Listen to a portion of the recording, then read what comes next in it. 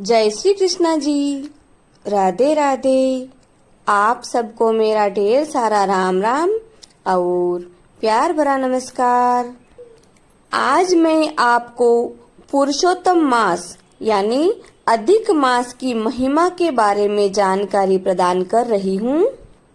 इस वर्ष का अधिक मास यानी सन 2026 का अधिक मास, इस वर्ष का अधिक मास यानी संवत 2083 का अधिक मास ज्येष्ठ मास शुक्ल पक्ष प्रतिपदा से आ रहा है। इस दिन मई माह की 17 तारीख है। ज्येष्ठ शुक्ल प्रतिपदा यानी प्रथम ज्येष्ठ महीने की शुक्ल पक्ष की एकम तिथि से पुरुषोत्तम मास का प्रारंभ होगा। क्योंकि इसका नाम अधिक मास नाम रखा गया है, तो यह महीनों के मध्य का भाग माना जाता है।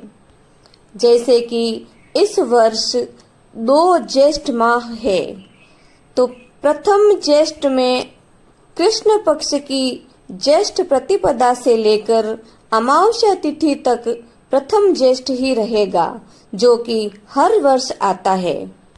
उसके पश्चात ज्येष्ठ माह शुक्ल पक्ष प्रतिपदा से अधिक मास का प्रारंभ होगा और द्वितीय ज्येष्ठ मास अमावस्या तक यह पुरुषोत्तम मास रहेगा। द्वितीय ज्येष्ठ मास की अमावस्या के दिन पुरुषोत्तम मास अपनी पूर्णता को प्राप्त होगा। द्वितीय ज्येष्ठ मास अमावस्या के दिन जून महीने की 15 तारीख है। तो प्यारे भक्तों, 17 मई से लेकर 15 जून तक अधिक मास, पुरुषोत्तम मास या फिर सभी महीनों में पुण्य मास कहा जाने वाला महीना होगा। यह एक ऐसा महीना है कि जिस मास में सूर्य की संक्रांति नहीं होती, उस मास को अधिक मास या पुरुषोत्तम मास कहा जाता है। यह महीना प्रत्येक बार 32 महीने, 16 दिन और 4 घड़ी के अंतर से आता है, यानी हर तीसरे वर्ष में आता है। अब हम इस मास यानी अधिक मास या पुरुषोत्तम मास की महिमा के बारे में बात करते हैं कि यह महीना भगवान विष्णु को सर्वदा प्रिय क्यों है और 12 महीनों में सबसे पवित्र महीना क्यों माना जाता है। प्यारे भक्तों, कहा जाता है कि सोना जितना तपता है उसमें उतना ही निखार अधिक आता है। तो इसी तरह पुरुषोत्तम मास में पुराने समय में क्या क्या बीती होगी, तब जाकर यह इतना महत्वपूर्ण महीना बना। इसके बारे में हम जानकारी लेते हैं, जिसे आप बड़े श्रद्धा और भावपूर्ण सुनिए। पुराने समय में सबसे पहले अधिक मास की उत्पत्ति हुई थी। अब यह मास उत्पन्न तो हो गया, परंतु इस मास में सूर्य की कोई संक्रांति न होने के कारण यह मल मास कहलाया। मल मास यानी मलिन, सबसे गंदा। ऐसा मल मास जो कि स्वामी रहित है और देव, पितर आदि की पूजा तथा मंगल कार्यों के लिए ग्राह्य माना गया है। यानी इस महीने में सभी मांगलिक कार्यों का निषेध माना गया है। इस तरह के महीने को देखकर लोग इसकी घोर निंदा करने लगे, इसे अपमानित करने लगे, पीड़ा पहुंचाने लगे।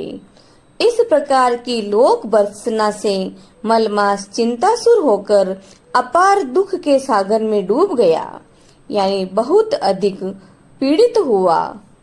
इसके हृदय में एक ही चिंता शूल की तरह बार बार चुभ रही थी और यह धैर्य खोकर मरणासन मनुष्य की भांति हो गया। मन ही मन बहुत ही दुखी होते होते अंत में इसके मन में एक ऐसी याद उत्पन्न हुई, ऐसा उदय हुआ और यह भटकता फिरता, गिरता लुढ़कता भगवान विष्णु के लोक यानी वैकुंठ लोक में जा पहुंचा। वहां पर जाकर देखता है कि भगवान विष्णु अमूल्य रत्न जड़ित हेम सिंहासन पर विराजमान थे। वहां पहुंचकर दंडवत प्रणाम करके यह पृथ्वी पर गिर पड़ा। मलमास गदकंड में अश्रुपात करता हुआ यानी रोता बिलखता हुआ रुदन करता हुआ बोला कि हे परमपिता परमेश्वर, निंद्य समझकर मेरा तिरस्कार किया गया है, मुझे घोर अपमानित किया गया है। अब मैं आपकी शरण में आन पड़ा हूँ। हे दीनवत्सल, हे दीनानाथ, हे करुणा के सागर, हे करुणा सिंधु, माम पाही, माम पाही। मलमास को इस तरह दुखित हो रुदन करते हुए देखकर भगवान विष्णु का हृदय दया से द्रवित हो गया और वे मलमास पर अनुकंपा करते हुए बोले कि हे अधिक मास, मेरा यह वैकुंठ लोक तो अजर, नित्य, आनंदमय, अशोक तथा मृत्यु वर्जित है। फिर तुम इस प्रकार के वैकुंठ लोक को प्राप्त करके भी दुखी हो और रुदन कर रहे हो, ऐसा क्या हो गया है? मेरा यह स्थान तो सर्वदा सुखी है, दुखों से योजनों दूर है। फिर तुम यहाँ आकर दुखी क्यों हो? तब मलमास ने अपने हृदय की वेदना सुनाकर प्रभु से प्रार्थना की और कहा कि हे सर्वेश्वर, संसार में क्षण, लव, मुहूर्त, पक्ष, अहोरात्र आदि अपने अपने अधिपतियों के अधिकारों से सदैव निर्भय रहकर आनंद मनाया करते हैं। यानी कि कोई भी महीना है या फिर उस महीने का पक्ष है, कृष्ण पक्ष और शुक्ल पक्ष, या कोई मुहूर्त है, वे सब अपने अपने अधिपतियों के अधिकारों में सदैव रहते हैं और हमेशा प्रसन्न रहते हैं। हे प्रभु, एक मैं ही ऐसा अभागा हूँ जिसका ना तो कोई नाम है और ना ही कोई स्वामी है और ना ही कोई मेरा स्थान या आश्रय है। इसलिए सब अधिपतियों ने मेरा समस्त शुभ कर्मों से अपमान किया है, मेरा तिरस्कार किया है, मुझे घोर प्रताड़ित किया है। इसलिए सब अधिपतियों ने मेरा समस्त शुभ कर्मों से तिरस्कार किया है, मुझे घोर अपमानित किया है, मुझे बहुत पीड़ित किया है। हे नाथ, इस कुत्सित जीवन से तो मेरा मर जाना ही श्रेष्ठ है। जिसका हृदय सदैव जलता रहेगा, क्या वह सुख से शयन कर सकता है? हे प्राणनाथ, आप तो परम दयालु हैं। दूसरों को दुख में डूबा हुआ देखकर आप कभी निश्चिंत नहीं रह सकते। इसलिए वेद, पुराण आदि शास्त्रों में आपको पुरुषोत्तम कहा गया है। भगवान विष्णु से इस तरह की बातें कहकर मलमास रुदन करता हुआ भगवान विष्णु के चरणों में धड़ाम से गिर पड़ा। मलमास को शरणागत हुआ देखकर उसकी दयनीय दशा से भगवान विष्णु कुछ क्षणों के लिए चिंतित हो गए। ध्यान मग्न होकर वे कुछ क्षण के उपरांत उससे बोले कि हे वत्स मलमास, तुम इस तरह रुदन ना करो, उठो और मेरे साथ उन योगी मुनियों के लिए अगम्य गोलोक में चलो, जहाँ पर नित्य चिन्मय श्री विग्रह भगवान पुरुषोत्तम श्री कृष्ण विराजमान रहते हैं, जहाँ गोप गोपांगनाओं के मध्य मदन मोहन भगवान श्री कृष्ण रहते हैं। वहां पहुंचने पर ही तुम्हारा शोक संताप शांत हो सकता है। पुरुषोत्तम श्री कृष्ण का दिव्य चिन्मय शरीर नवनीरद के तुल्य श्याम वर्ण का है। शरद ऋतु के चंद्रमा तुल्य परम सुंदर मुख पर दोनों हाथों में मुरली धारण किए हुए उसे वे निरंतर बजाते रहते हैं। उनके नेत्र कमल पंखुड़ी के तुल्य परम शोभनीय हैं।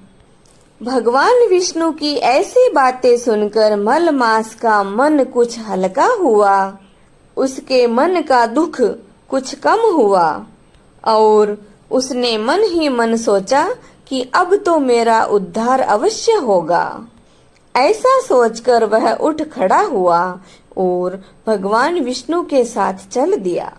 भगवान श्री हरि ने मलमास को श्री कृष्ण के चरणों में नतमस्तक करवाया।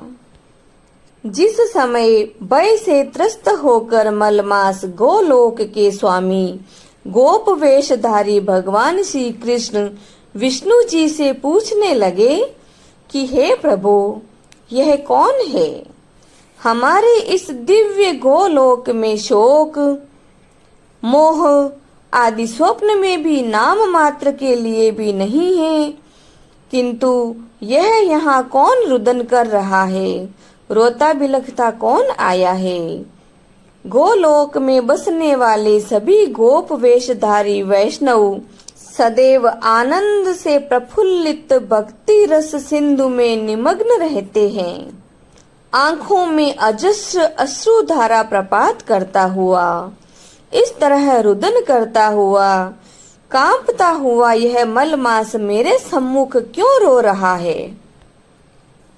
गोलोकनाथ के नए बादल के समान मनोहारी मुख से यह सुनकर भगवान श्री हरि बोले कि हे श्री वृंदावन कलानाथ मुरलीधर श्री कृष्ण, मलमास के दयनीय दुख का कारण आप स्वयं श्रवण करें।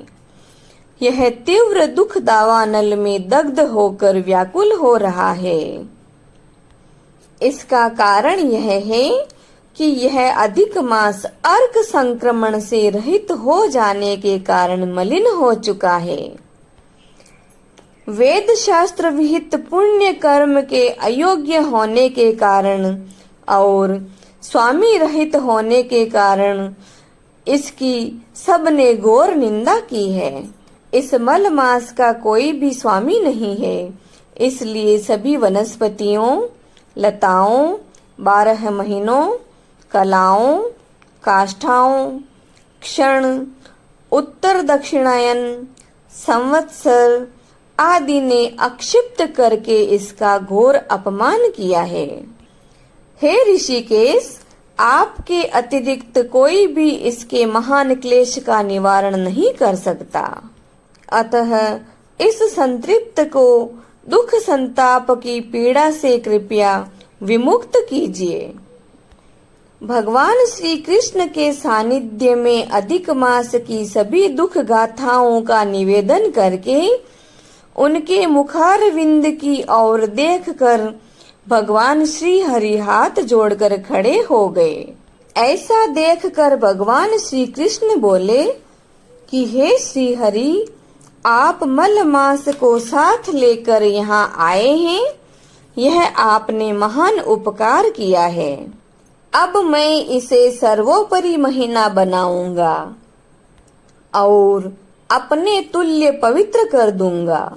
सद्गुणों, कीर्ति, प्रभाव, षडेश्वर्य, पराक्रम, भक्तों को वरदान देने आदि जितने भी गुण मुझ में हैं और उनसे जिस प्रकार मैं विश्व में पुरुषोत्तम नाम से विख्यात हूँ, उसी प्रकार यह मलमास भी भूतल पर पुरुषोत्तम नाम से प्रसिद्ध होगा।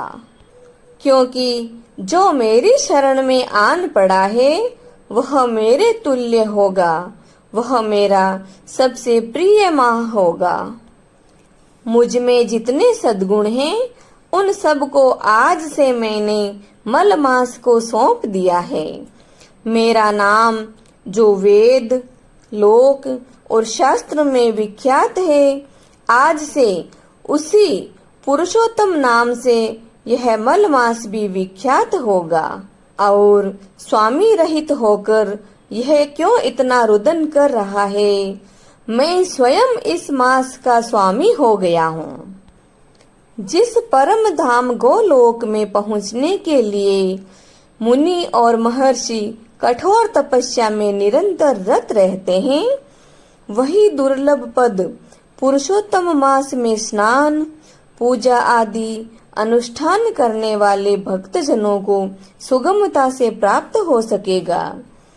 प्रति तीसरे वर्ष में पुरुषोत्तम मास के आगमन पर जो व्यक्ति श्रद्धा और भक्ति के साथ व्रत, उपवास, पूजा अर्चना आदि शुभ कर्म करेगा, वह अपने समस्त परिवार के साथ गौलोक में पहुंचकर गोलोक का वसंत भगवान श्री कृष्ण का सानिध्य प्राप्त करेगा। आज से संसार के सभी प्राणी मेरी आज्ञा अनुसार मेरे तुल्य पुरुषोत्तम मास की सदैव पूजा करते रहेंगे। यह 12 महीनों में सर्वश्रेष्ठ मास के नाम से विख्यात होगा।